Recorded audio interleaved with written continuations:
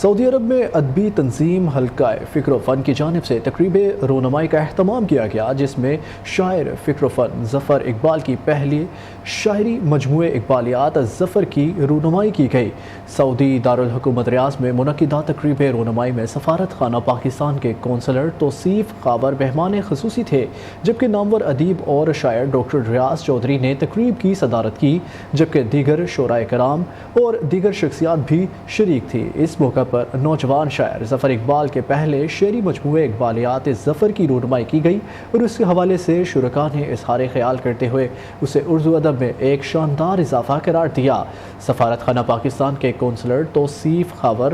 حلقہ فکر و فن کے صدر ڈاکٹر ریاض چودھری، جنرل سیکرٹری وقار نسیم وامک، کلب عباس اور دیگر کا کہنا تھا کہ اردو ادب کی ترویج کے لیے سعودی عرب میں موجود شاعروں اور ادیبوں نے ہمیشہ بڑی خدمت کی ہے اور عرب کی دنیا میں اردو شاعری ایک منفرد مقام رکھتی ہے۔